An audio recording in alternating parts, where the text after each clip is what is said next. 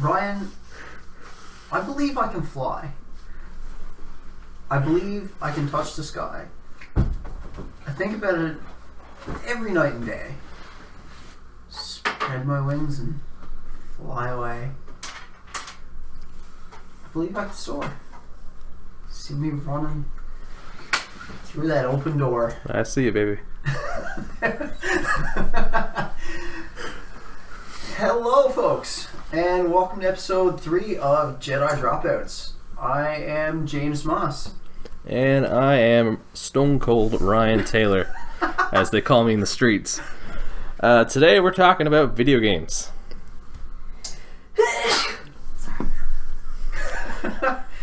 That's right, those things you play to keep yourself entertained on your portable adding machines.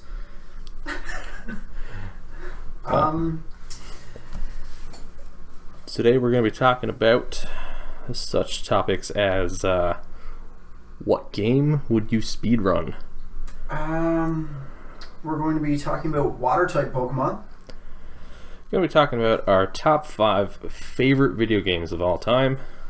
And we're going to be fan casting the Nintendo universe if they were to make a movie. Which may or may not be a good idea. Oh, it's going to go so badly, and I'm looking forward to it. Perfect. I've got a belly full of chicken, and I'm half in a food coma right now, so I'm probably going to be real dumb during this one. Perfect. I'm looking forward to it. Well, let's start off and let's just talk about video games a little bit. What's your first memory of playing video games? My first memory of video games is the original Super Mario. Oh, yeah? Not Super Mario, just Mario Brothers. The original Mario Bros. Like for the NES. Yeah. Not the one where you're like just trying to like redirect turtles at each other. Oh, okay. So it was Super Mario Bros. Yes. Oh wow, we're nailing this. Yeah, we're kind of shitting the bed on this one already. This is what yes, we get for because recording 3 episodes in one day and having a belly full of food. Yeah, no, the original NES Mario. Okay, yeah, Super Mario Bros. Because Mario Bros. Would be the one you're talking Arcade about, the turtles. Style Yeah, one. yeah. Okay, well, yeah, that's my earliest memory of playing a video game because I had the original NES, and the 3 games I probably played the most for that, I had Mario, like I said. I had The Adventures of Link, which was the second Zelda game. Nice. And Mom came home from a business trip once and brought me home Mega Man 3. Okay, here we go. And that's where I really got hooked on that franchise. I was so bad at it back then because I was only fucking like 6 years old, 7 years old. But I could only ever get past one level in Mega Man 3 back then. So pretty much whenever I would play it, I would always just beat that one level.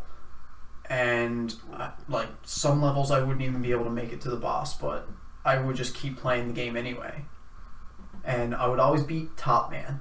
Top Man would be the first person I would always beat. And then I would try Snake Man. I could usually get decently far in that level. Not once as a kid did I ever beat Gemini Man, but like, yeah, I just got hooked. And from there it was Super Nintendo, and I was real mark for Nintendo up until the Wii. And I did have a Wii, I did enjoy the Wii. But that's kind of when I jumped ship to PS3 and PS4. I wasn't a big fan of the Wii, you know? No, I was underwhelmed. I'm not one for motion control, and that's what kind of threw me off. Well, I mean, I have shitty motor skills anyway. I'm not really good at video games. I just enjoy them. But when, like, I have to use my shitty motor skills to make me even worse at video games, then no, that kind of turns me off a bit from it. If you're not really good at video games, I'm not really okay at video games. I am terrible. I love them, but I'm terrible. I love video games, but I would never be able to play any competitively. My first console was the Sega Genesis. Oh my god. And actually 3 games for me as well. I played NHL 95, which got me hooked on that franchise. I've played most of the NHL entries, as different as they are. Sonic, of course. Sonic 2 was the one I played, which is probably the best Sonic. Introduction to Tails and all. And Streets of Rage 2. Such a good game.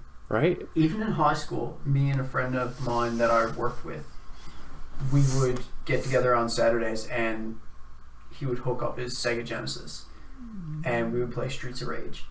And this was like 2005 and we would be playing Streets of Rage every Saturday on Sega Genesis. I miss it. I haven't played Streets of Rage in a long time. Such a good game. It's pure nostalgia because I don't think I've laid eyes on the game since the 90s. Speaking of video games, a guy who used to play in a band, his band used to play shows with one of my old bands. He has I'm not sure if he's on YouTube or not, but he has a weekly video that he does on Facebook. Okay. Every Wednesdays. It's called What At? Oh, you showed me this guy. Yeah.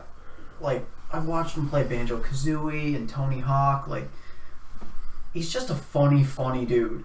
And just the commentary he has while he's playing these games, like, he's better at video games than I am.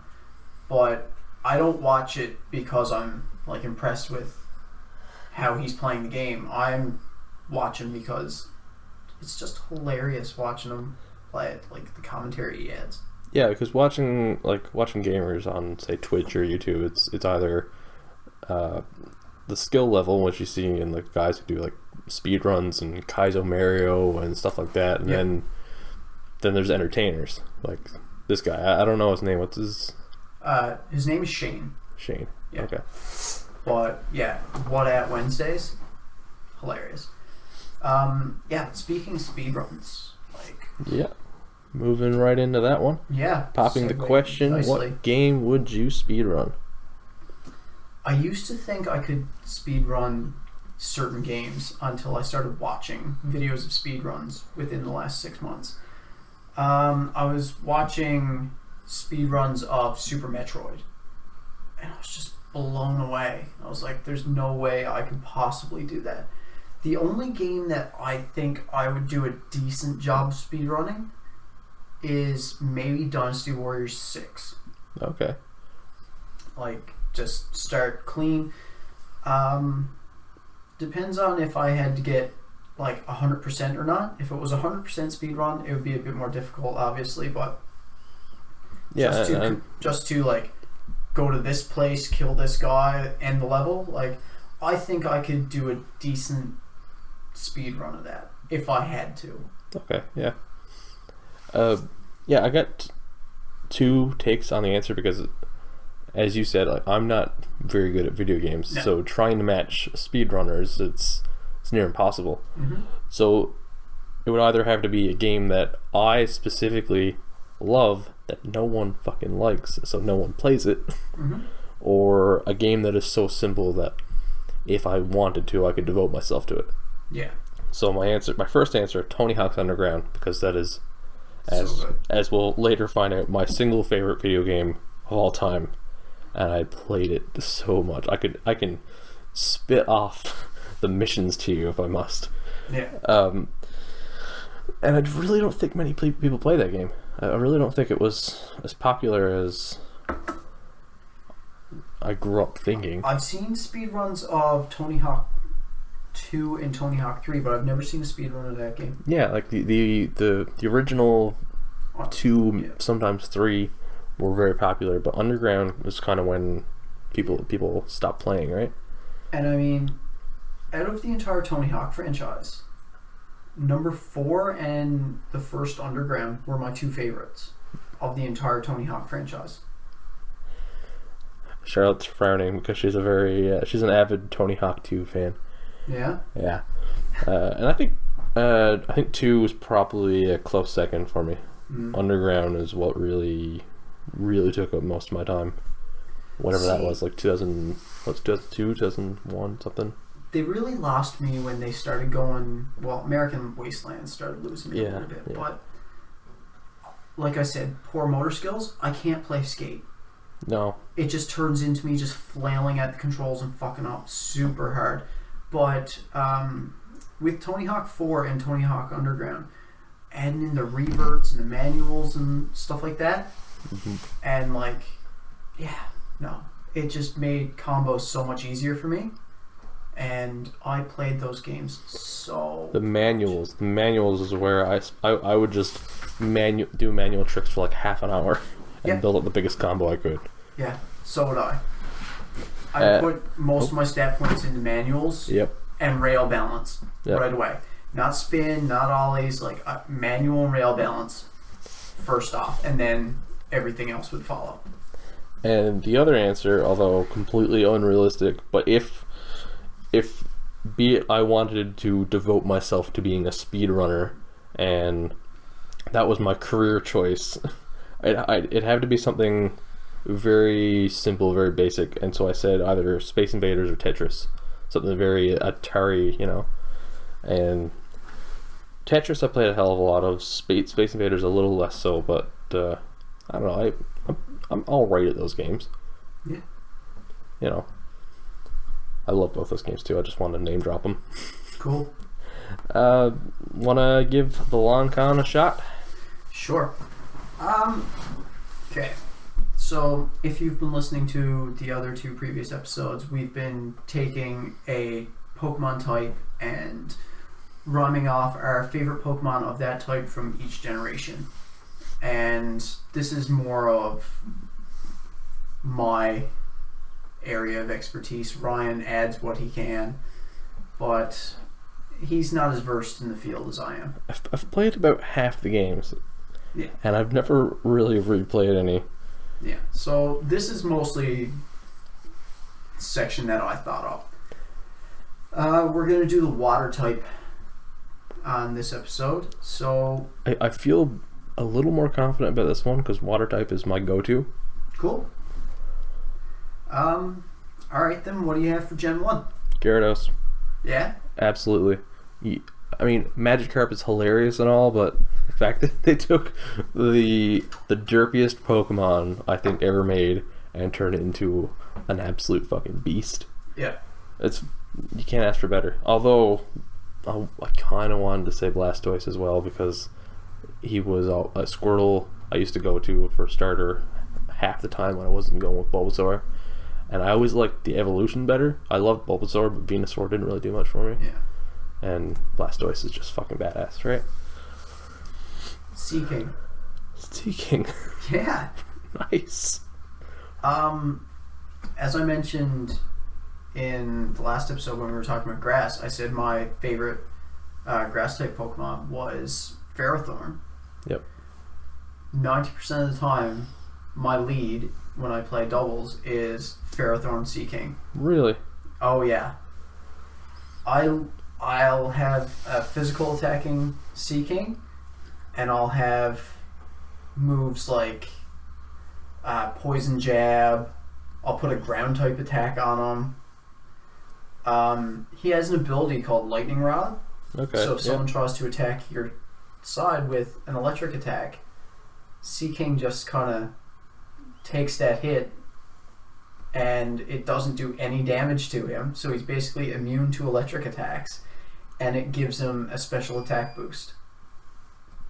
So that makes Seaking's only real type weakness grass. And so if you send him out with someone and they're trying to use electric attacks on your other Pokemon or on Seaking, he's just taking the hits and getting stronger and stronger. You come up with all these combos that I'm just nowhere near. Yeah, but I mean, I watch a lot of Poketubers. Okay. And that's a fun word. It is a fun word. And like whenever the regional championships are streaming, I'll usually watch that as I'm getting ready for work and stuff like that. Like I do watch a lot of competitive Pokemon play and videos on strategies and stuff like that. So that's where I get a lot of that. What about Gen 2?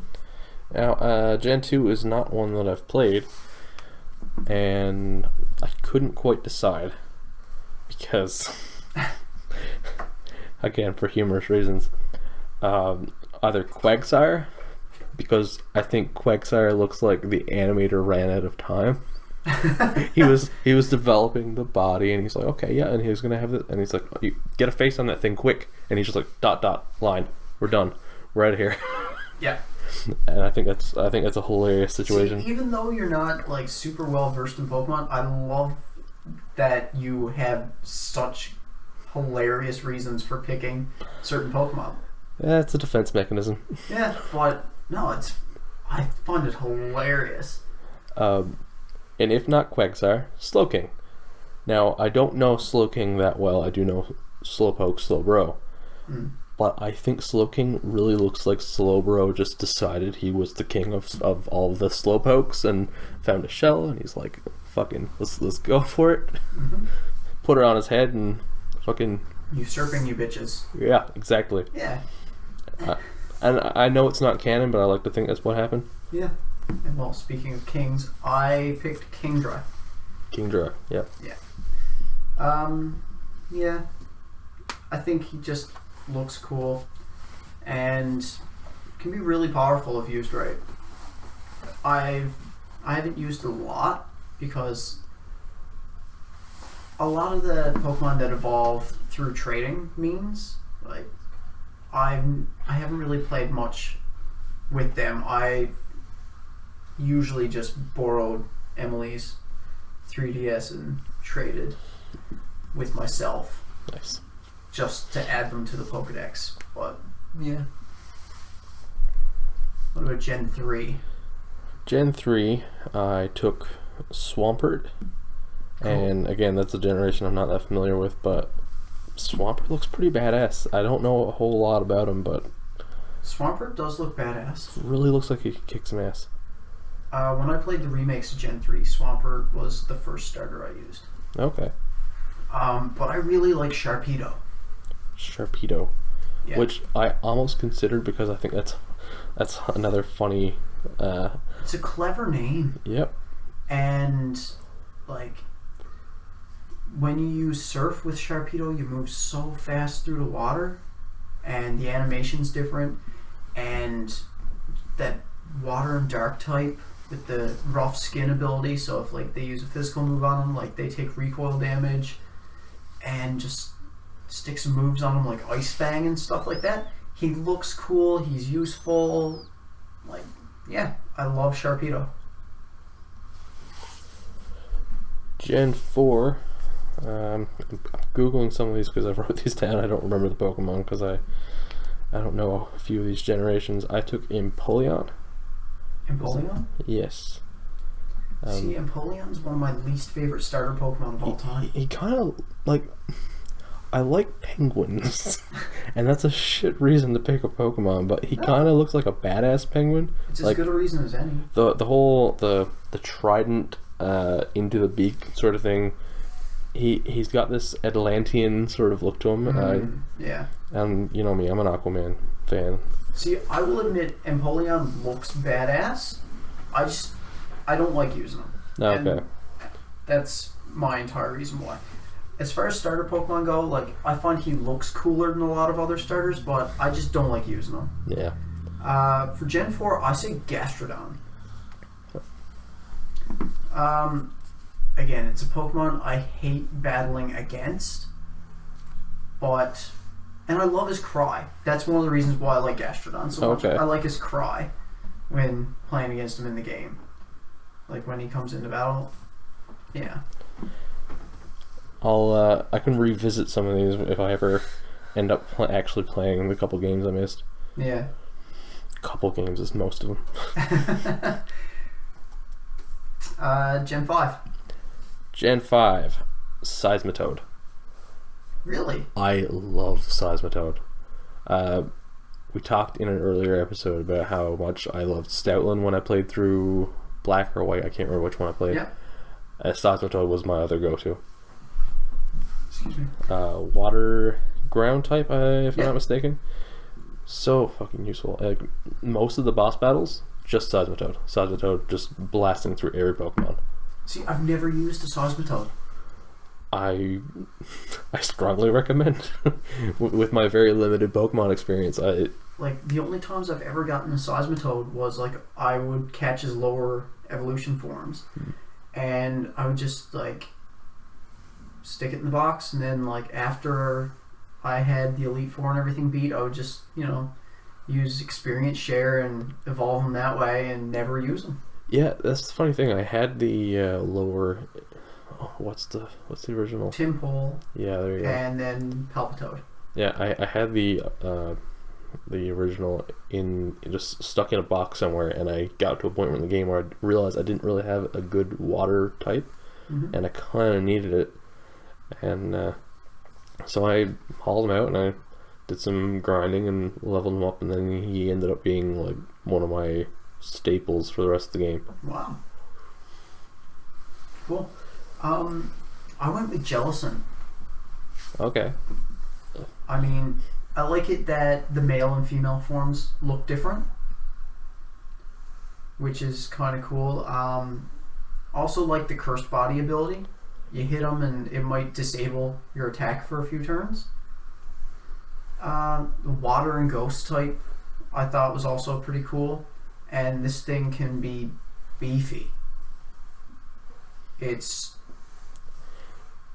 The ghost type gives it immunity to certain types. It can tank a lot of hits if need be, like disable a few moves. Yeah.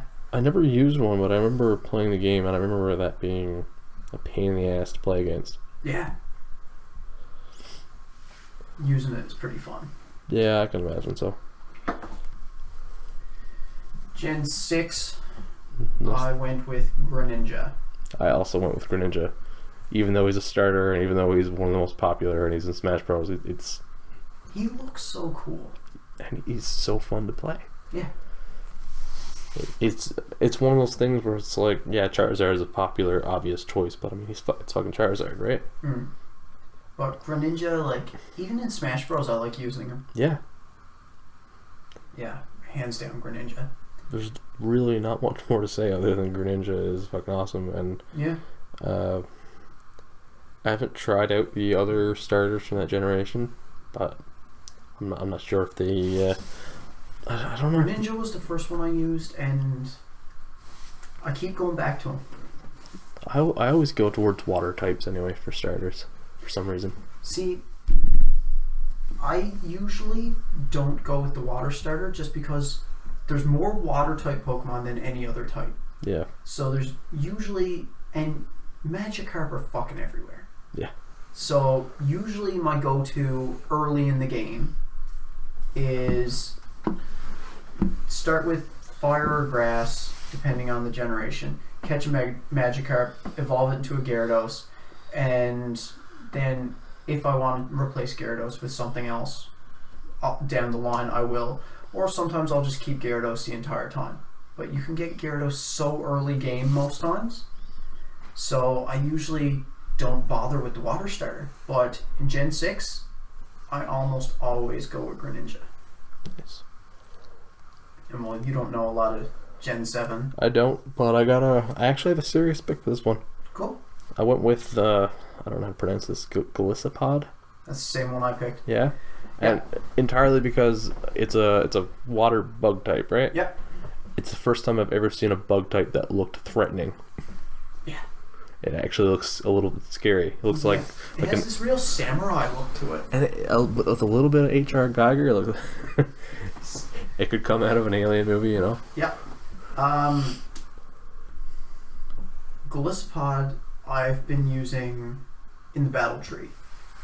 And stick a life orb on it so it gets an attack boost. And it has its signature move, First Impression. Okay. Where it attacks first if it's the first attack it uses when it comes out. And it hits like a truck. Oh my god, like, this thing has such great attack stats, but when its health gets so low, its ability emergency exit makes it automatically switch out. So, you know, in the future, by the time we finish this, I might be more well versed because I'm gonna try that thing out you were telling me about the Pokemon Showdown? Yes. Yeah. I'm gonna try that. I want to try some of these Pokemon out, and I don't see myself playing the games anytime soon. Yeah. If I got like 10 minutes to kill before I leave for work and I have nothing else to do and I can't find a video I want to watch on YouTube, I'll just open up Pokemon Showdown and play one battle with one of my pre-made teams, and then I'll just put my coat and boots on when that's done. Pre-made teams? You make your team. So you can save your settings on there. Oh yeah, I have like 6 or 7 teams saved. Oh, that's so cool. And you just like select which battle mode you want to play. You could play like doubles, you could play singles, whatever. And you just pick one of the teams you have made for that game style. Question is, so you're playing other people online here, right? Mm-hmm. Is there any way to connect to someone to play with a specific person, or is it just random matchmaking? Honestly, I have no idea because I haven't tried to play against anyone specifically. I just find random battles. Well, we'll find out. We're going to test that out later. And yeah, so that's all 7 generations of water Pokemon. So who would you say is your favorite water Pokemon ever? Seismitoad. Seismitoad? Yep. I've never had that much fun. Honestly, I know we're going to do an overall thing, and Seismitoad's probably a contender for overall, because I had so much fun playing him. Nice. I'd have to flip a coin between Seaking and Sharpedo. Seaking, nice. I like using a lot, but Sharpedo just looks so cool. Looks so badass. Fun name. Practical for like surfing around, gets you around faster. Excuse me. So it's either Seaking or Sharpedo for me. It's pretty solid. Yes, sir. And let's move on to ranked. So you want to take this one first, and so we'll go 5 to 1 favorite video games of all time. Sure thing. Top 5 favorite video games. So what I did with mine was I tried to narrow it down to 5 different, my 5 different types of games. Okay. And because I mean, for certain things like fighters or side-scrolling brawlers, there's a couple games that kind of stand in my mind, but try to pick my favorite for each. Let's see. Well, for starters, my all-time favorite game, Tony Hawk's Underground, as mentioned earlier. Mm-hmm. Covered that one a little bit already.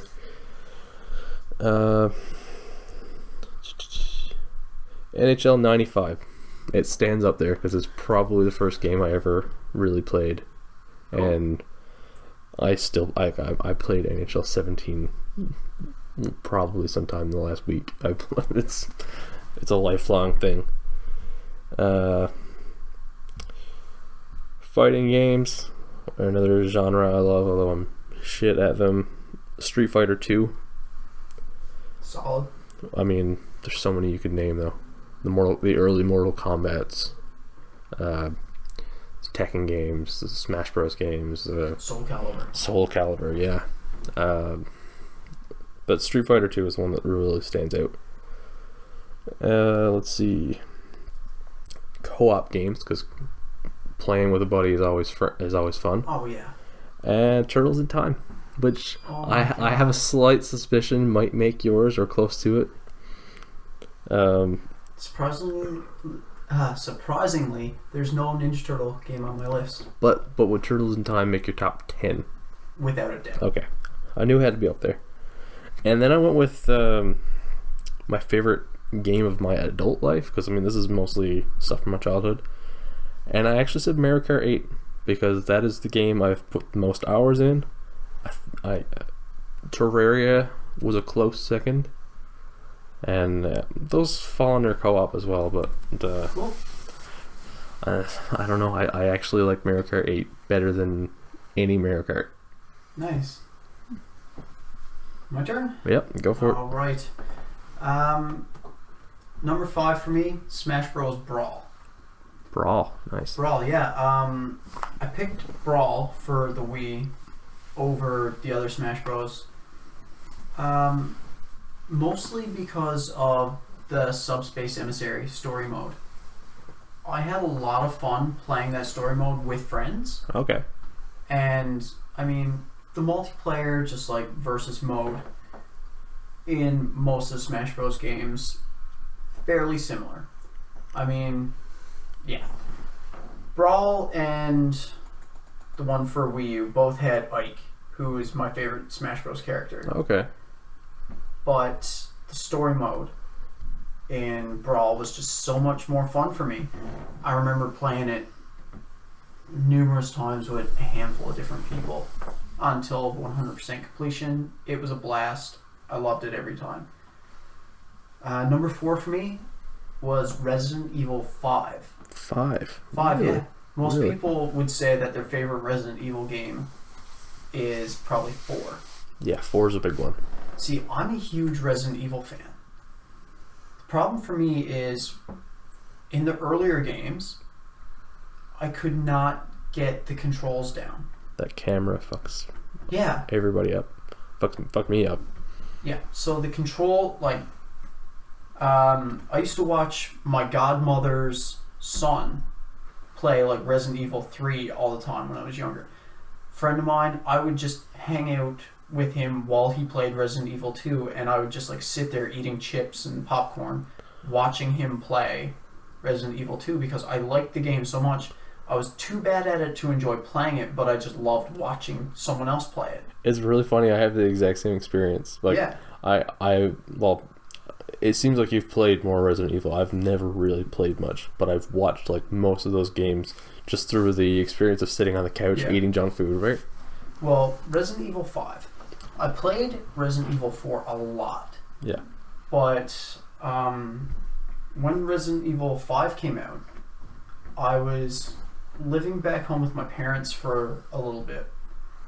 And a friend of mine had a doctor's appointment out of town, and he called me and he was like, "What are you doing this evening?" I was like, "No plans."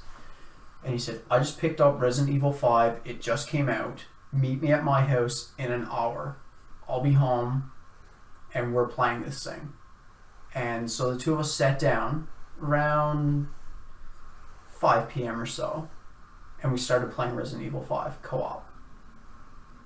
And we did not stop playing until we beat the game. And then I checked my phone and I had 2 missed calls from my mother being like, "Your father and I are on our way to work. You still have your father's truck. Like, where are you?" Like, sun was up next morning. We beat the game. I was like, well, shit, I need to go home and go to bed.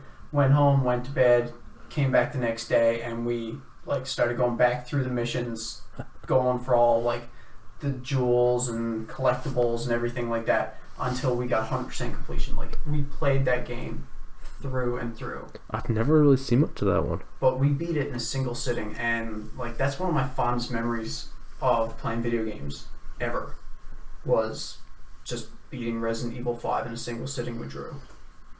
Number 3 would be Dynasty Warriors 8. I play a lot of Dynasty Warriors. I like how they're loosely based on real battles and real people that lived in China way back when. I didn't know that. Yeah. Obviously they, Take some liberties. They take some liberties and they make a few people seem a bit larger than life, because that's what makes the game so fun, is just mowing down thousands of people by yourself. But yeah, like a lot of these battles are loosely based on real battles. I say loosely. Yeah. But yeah, just Dynasty Warriors 8, the graphics are so good. They've added so many characters, so many new weapons. I have sunk hours into this game. Like, to the point where there have been days where I've forgotten to eat because I've been so immersed in Dynasty Warriors for like 9 hours straight. Number 2 on my list, Pokemon Omega Ruby Alpha Sapphire. The Omega version. The Omega Alpha. Yeah. The remakes of Gen 3 that they released with Gen 6. That good? I love them. Like, with the addition of Mega Evolution and stuff like that. Yeah. I really like it. It's the graphics of Gen 6 with the region of Gen 3 and like the fact that you can fly around on Latias and Latios. Like, yeah. I have a lot of fun with those games. And I'm on maybe my 4th replay of them now.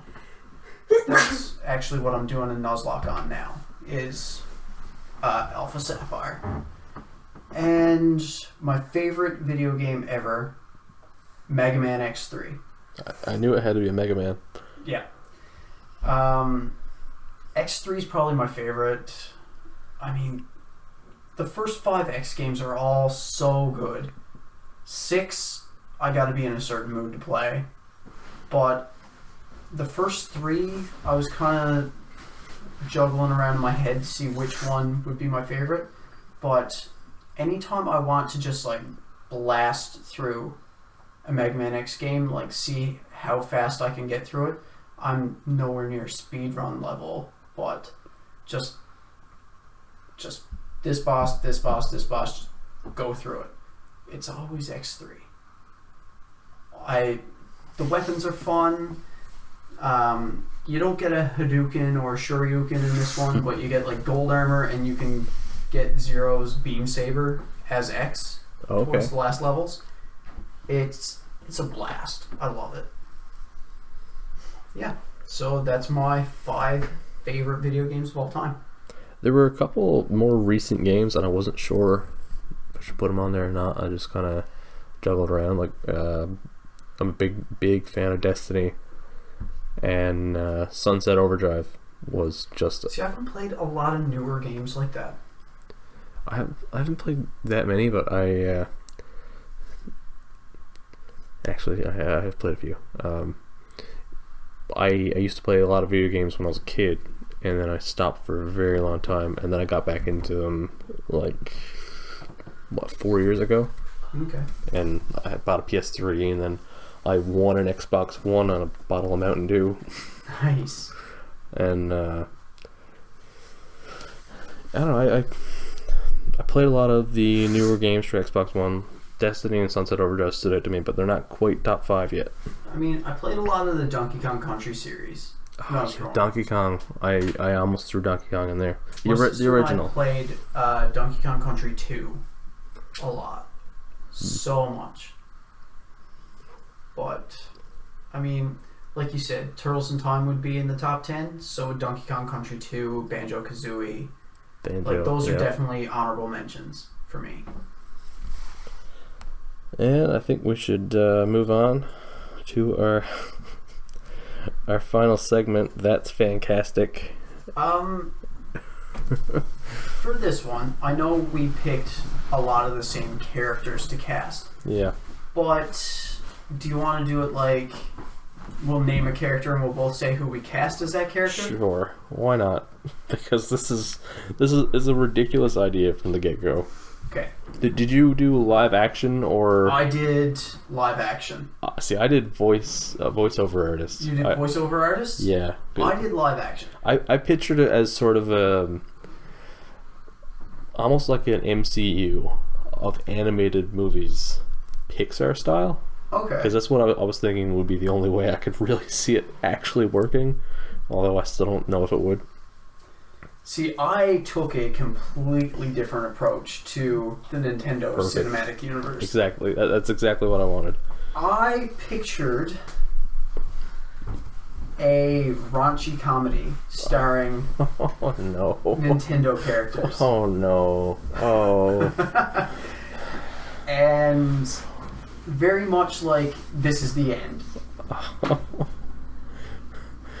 Okay, let's just let's go for it. You name a character, and I'll tell you who I cast. Okay. Now you said you didn't do Link.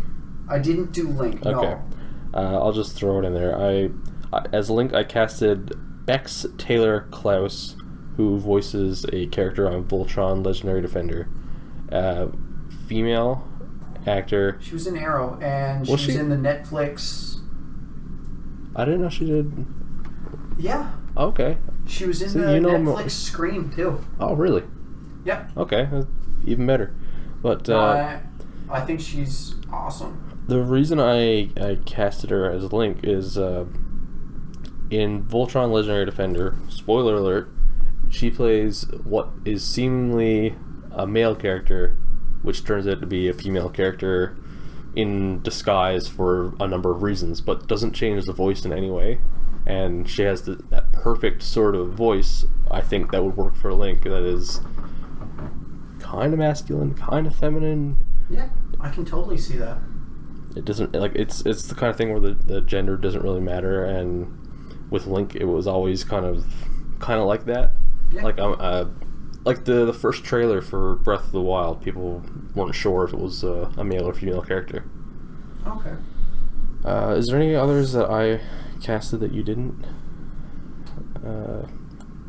Kirby, Yoshi, any of those? No, I have all those. Okay, well, let's go for it then. I think the obvious starting point would be Mario. Mario. You wanna just tell me what you got? Jonah Hill. Jonah Hill? With the mustache? You got it.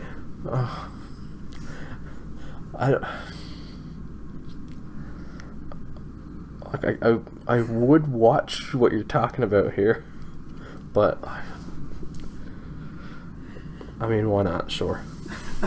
I couldn't think of who would actually voice Mario and do the voice justice without sounding lame as shit. So I said Ralph Garman. Not familiar. I know him from the podcast Hollywood Babylon. He appears in Yoga Hosers. He appears in Tusk. He does a bunch of voices in Family Guy. He's a very talented voiceover artist. He does a lot of great impressions. Nice. And he's got the kind of voice you can probably do a Mario impression and nail it. Okay. So why not, right? Yeah.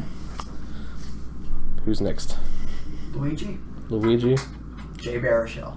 Why not? Yeah, that would... He's that lanky guy you stick him next to Mario. I mean, the two of them would really nail the why the fuck are we here, we're plumbers sort of thing. Yeah. Is that the idea, that these two plumbers just showed up in the Mushroom Kingdom and they're like, what the fuck is happening? Yeah, it would be... Like, it would kind of have a very sarcastic tone. Oh, yeah, okay. Yeah. I want to see this. It's terrible, but I want to see it. Yeah. Like, I'm going to get ridiculous with this. Perfect. For Luigi, I said Tom Kenny. Okay. The voice of SpongeBob SquarePants, Ice King from Adventure Time, the narrator from Powerpuff Girls, and Doc Ock from Ultimate Spider-Man. Nice. He's got a huge resume. He voices a character in at least like every fucking animated show, and it's high pitched enough that he could. I think he could nail Luigi, which is just like the accent is what really hurts it, because you got to find someone who can do the accent and not sound like a moron, right? Yeah. Peach. Jillian Bell. Why's that ringing a bell? Jillian Bell. I'm gonna feel like an idiot when I. Oh, her! Yeah. From The Night Before, and she's in a 22 Jump Street. Yeah. Yeah. Okay. I think she's so funny. She is funny. She's hilarious. Yeah. Night Before was hilarious. The Night Before was great. She was in Office Christmas Party. Okay. Too. Yeah. Kate McKinnon was in that too, you said? Yes. I kind of want to see that now. And T.J. Miller's hilarious. T.J. Miller is hilarious. I said Alison Brie to voice Peach. I can definitely see that. I mean, her voiceover work in Lego Movie, BoJack Horseman, she's got a knack for it, you know. Yeah. She's funny. She's got charisma. She's got spunk. Yep. Bowser. Bowser? Where are you going with this? Seth Rogen. I'm just picturing the laugh. That's why. That is exactly why. Except, like, Bowser would be CG. And, you know, like, in Mario 64, he has that, like... That's exactly what I was just thinking. Like, yeah, Seth Rogen doing that. When you go through that hallway and the painting changes from Peach to Bowser, and then you fall through the floor and the laugh, right? Yeah. That's exactly why. With, you know... Yep. Oh... I thought my ideas were ridiculous, and they're not anymore. I said Idris Elba to voice an animated Bowser. Wow. Huh. Right. Yeah. I mean, it would work. And he's got voiceover experience. Again, Zootopia, Jungle Book. Not much more to say than that. He nails villains. He's got the deep, booming sort of Bowser voice, right? Yeah. DK. Donkey Kong. Danny McBride. Oh, fuck. It only gets worse from here. When are they going to make this? Why haven't they made this? I have no idea. I mean, they could CG it, but they wouldn't have to. Now, what, side note, what storyline are they adapting? See, I pictured a Smash Bros. Type scenario. Yeah. Yeah. I don't know where you're going with this. I really don't. I never thought too far into what the plot of this movie would be. Yeah. I just was thinking, how ridiculous can I make this? Mario Party. Mario Party. Oh my god. That could be the title. That's it. Mm-hmm. Mario Party. You got everybody covered. They all get high as shit and play some weird ass life-size board game where they are the pieces. They get high, they get sucked into the game. Yeah, perfect. I said Philomar. Nice. Because Philomar can do it. I mean, I wrote down a small assortment of his roles. Aquaman in the Injustice games and Young Justice. He voiced Samurai Jack. He voiced Baxter Stockman in the new Ninja Turtles cartoon. Bail Organa in Star Wars Rebels and Clone Wars. Hermes in Futurama. Ollie Williams from Family Guy. And Jarvis Dormammu. Jarvis and Dormammu in like pretty much everything. And Jon Stewart in the Justice League cartoons. Yeah, that's some of those voices, like the Jon Stewart and what's the other one I saw there? And the Ollie Williams. I think those two could really play into how he would do. I mean, not quite Ollie Williams' speed, but the deeper voice, right? Yoshi. Gary Busey. No. But can you imagine that? All I'm picturing is Gary Busey in a child's Yoshi costume going around picking things up with his tongue. Yoshi! No, I was thinking Danny, what's his last name? Putty? Oh, yeah. Community? Played Ahmed? I was thinking get him. But part of me was also thinking, like, I don't know. Someone like how they had Vin Diesel do Groot in Guardians of the Galaxy, where they had this big name person only say, "I am Groot." So it'd kind of be the same thing, because you could get anyone in there to just say the word Yoshi. Dwayne Johnson. There you go. Dwayne Johnson just get as Yoshi. Some big name celebrity, like it could be the biggest name in the cast, like the highest paid actor out of the whole thing. Tom Cruise. Yeah, and perfect. Just have him say one word, Yoshi, with different inflections. I was kind of at a loss in voicing Yoshi, and the closest thing I could think of was Sarah Silverman. Oh my god. She voices some characters on Bob's Burgers. Yeah. And she's got that. It's kind of the same tone going on. Yeah. I don't remember which kid it is. It's Andy and Ollie. I don't remember one of them. I don't know. It's the best I could think of for that one. That was a little tough. Who you got next? You want to do Kirby? Sure. Mindy Kaling.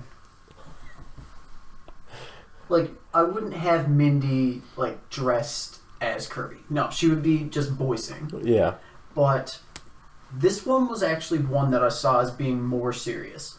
Because Mindy has that small voice, kind of high-pitched. That's actually pretty good casting, I gotta say. And she can be really, really funny. Yeah. Like, you see her alongside of a lot of these other actors. Again, the night before. She was in This Is the End. Yeah, she was. So I forgot she was in that. Yeah, she works well with a lot of these other actors. She's funny on her own. Well, I haven't seen the Mindy Project, but in the movies that I've seen her in alongside these people, I've always thought she was funny. I've enjoyed her. So, and I think her voice would be perfect for Kirby. Especially if she wasn't just doing that little hi thing that Kirby does. Like, if it was like pink animated Kirby walking alongside Jonah Hill Mario, just like saying in her Mindy Kaling voice, like, "Hey, where the fuck are we going? Guys, I'm hungry. Can we get something to eat?" That would work. Yeah. I want to see this now. My broken brain just comes up with so many ridiculous things. The only choice, and not even that it was my last resort, is the actress popped in my head, and I was like, "Yep, gotta happen." Kirby, voiced by Tara Strong. Okay. The voice of Raven from Teen Titans, Timmy Turner from Fairly Odd Parents, and Bubbles from Powerpuff Girls. Yeah. Yeah. That sounds pretty Tara Strong. She's fantastic. She's in a bunch of other stuff, but those are just the big ones I throw in. Yeah. Who do you have next? Do you have anyone else? I've got a few more here. Okay. I think we've got we got 4 left. I've got 5 left. 5? Yeah. Okay. I'm gonna say Fox. Fox? Paul Rudd. It's perfect. Yep. That's absolutely perfect. I love Paul Rudd anyway. Yeah, me too. Put him in everything. Yeah. Stop putting him in comedies that aren't so great and put him in more quality movies like Ant-Man. Yeah. For sure. I said Alan Tudyk because I love Alan Tudyk, and I think Alan Tudyk should be in every movie. Yeah. And I'm not joking. I'm probably going to use Alan Tudyk every couple weeks because I want him to be in everything. There's something else, like when we were talking about future episodes after this one, where I fan casted Alan Tudyk. I've already got him in another one. Oh, so do I. Yeah. I have him cast in something else as well. And I think we might be thinking about the same thing if it's an episode that we've already talked about doing. Maybe. We'll discuss that after. Yeah. I like that Alan Tudyk is accidentally in every Disney movie. Yeah. Because he's in Zootopia, he's in Big Hero 6, he's in Moana, he's in Frozen, there's some one I'm missing in there. But I don't think they realized it. Oh, Rogue One. Yeah. Disney started putting him in everything. Which maybe Marvel will come calling. I hope so. I've actually been watching his show Con Man recently. Have you ever heard of that? No. Con Man, it was created, written, directed, and starring Alan Tudyk, and it was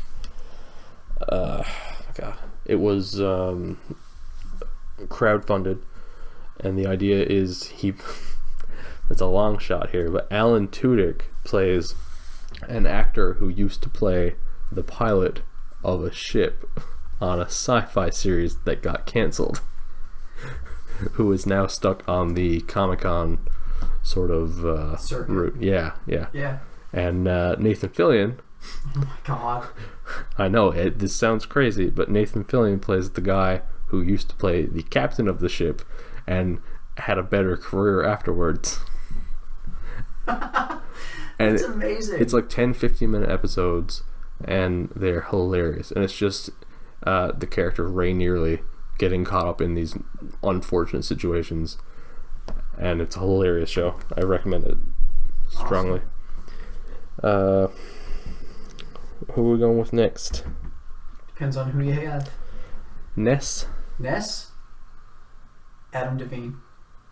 Adam Devine. Oh, is that guy from Workaholics? Yep. Okay, I'm not that familiar. Wait, Adam Devine.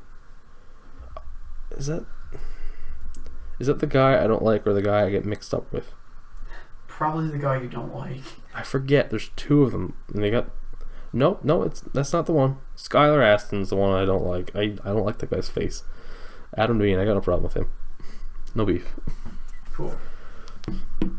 I don't think I've actually seen much with him in it. Okay.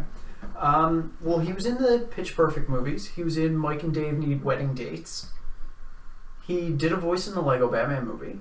Oh, really? Yeah. What else has he been in? He was in Why Him for a little bit. Still need to see that. Yeah. Okay, I can see that. I said Jeremy Shada, the voice of I'm blanking there. Adventure Time, Finn. Okay. Main character, and he voices a character in Voltron Legendary Defender. And he's got that perfect little kid voice. I think would perfectly suit Ness. I don't know a whole lot about Ness. I never really played much Earthbound. I haven't either. I just know him mostly from the Smash Bros. Games. Yeah, me too. Captain Falcon. Zac Efron. Yeah, he could work that. I can see that. He's fit and muscular enough to play that role, to throw out some Falcon punches to people. Yeah. But Zac Efron's a funny dude. He is. He's really funny. Neighbors, Dirty Grandpa, Mike and Dave Need Wedding Dates. Looks like he's going to be funny in Baywatch coming up. Yeah, what's that other one he did? Him and Miles Teller and Michael B. Jordan. What's that movie That called? Awkward Moment. There you go. Yeah. I casted the same person as the voice of Captain Falcon as I would cast in a live action. Nathan Fillion. Nice. Because then you get Nathan Fillion and Alan Tudyk and they're working together too, but like Nathan Fillion he is Captain Falcon to the point where when I play the games I look at Captain Falcon and I'm like, that's totally Nathan Fillion underneath that helmet. I can see that, yeah. That's pretty cool. I've only got one left. I don't know. I've got two left. I don't know what the other We one. had the same number of casts. It's just Okay. I cast someone instead of Link. Okay. Well, let's go with Samus. Kristen Wiig. I don't even know what to say about that. I mean, you got my money. Make the movie, you got my money. I'll see it. Yeah. I don't know what to think about it, but I'll see it. It might not be any good, but it's funny to think about. I said Jennifer Hale because she's already voiced Samus, and she's one of the best working female voice actors in the business. Yeah. You know, Mass Effect. Never played a whole lot of it myself, but, you know. That's all I have. I don't know what you have left there. I have one more person. I'm going to guess your previously mentioned favorite character, Ike? No. No. Okay. Wario. Oh, fuck. Oh, Jesus. I had two people in mind for this. For two very different reasons. One, based on a character they've played recently, and one is a YouTube creator. I think Jacksepticeye would be hilarious as Wario. Jacksepticeye as Wario. Because Wario's just like, "Rah!" And Jacksepticeye is just so loud and fast talking. So much energy. Yeah. Plus, like, the facial hair and stuff like that. Yeah. But also, because of her portrayal of Sean Spicer on SNL. Oh my god. Melissa McCarthy. That fits better with the tone of those movies, I think. Yeah. But, I mean, holy she shit. nails Sean Spicer so well. She's so funny when she does that. So can you imagine her as Wario? I wouldn't even bill that. I'd keep that as a surprise. Yeah. Just like halfway through the movie. Yeah. I only just thought about Melissa McCarthy like as we were going down through the list. Oh yeah? Yeah. Nice. My question is, who does James Franco play? Because he has to find a spot in there. James Franco. You didn't cast Link. I mean, I could put him in there. Toad. No. He could just be a Koopa Troopa. I mean, I could have Link in there, but I feel like Link would be more of Dave Franco. Dave, yeah. And then have James Franco like clean shaven as Zelda. No, I wouldn't do that. I honestly don't know who. I did think of James Franco as an option. I think I was thinking Franco as Fox, but then I was like, no, I love Paul Rudd and I want somewhere to put Paul Rudd. Maybe Franco could be Wario. Maybe Franco could be Waluigi. Franco alongside McCarthy. I can see that. Yeah. I don't know. I just feel like I'm kind of grasping at straws here, just pulling stuff out of my ass. I mean, if I had time to actually sit down and think about it, I'm sure I could either replace one of the people I've already said with James Franco, but yeah, like he should be in a movie like this all these other characters. You've got everybody else. Yeah. You know what? Michael Cera as Toad. Yeah. Michael Cera as a very brief appearance as Toad. Yeah. Literally just to throw in the princesses in another castle line. Hey guys, sorry to disappoint you, but Princess, she's in another castle. Fuck off, Michael. and I'm thinking for a costume here, literally just the Toad hat, but the Juno jump short uniform. I mean, we could have James Franco as Falco. Yeah. Have him come in alongside Paul Rudd as Star Fox. That could work. That could work, yep. Yeah. I wouldn't be completely opposed to that. Maybe as Mr. Game & Watch. What about who would you cast as Ice Climbers?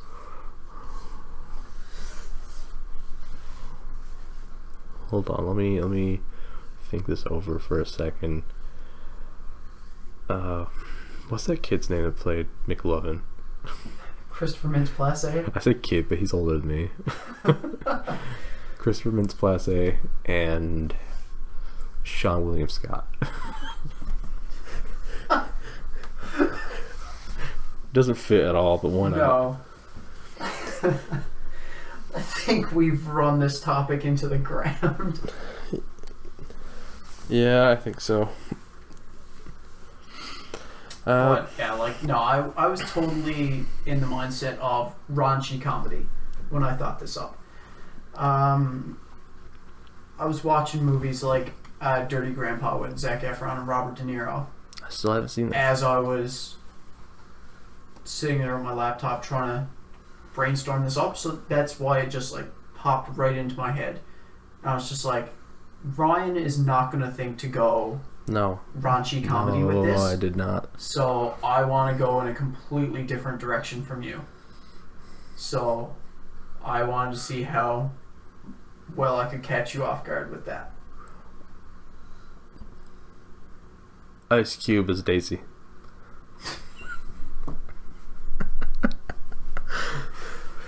Oh my god. Because Who would Samuel L. Jackson play in this? Nick Fury. He's in everything. That's the answer. Just Samuel L. Jackson, like the college humor skit. Nick Fury in every movie, right? Yeah. I think that's time to wrap that up. Of these motherfucking bombs on this motherfucking stage. Yeah, I think that's a good ending note. Yeah. Sam Jackson calling everyone motherfucker in a Nintendo movie. Yeah, so this has been episode 3 of Jedi Dropouts. Thanks for dropping by. And make sure to drop out.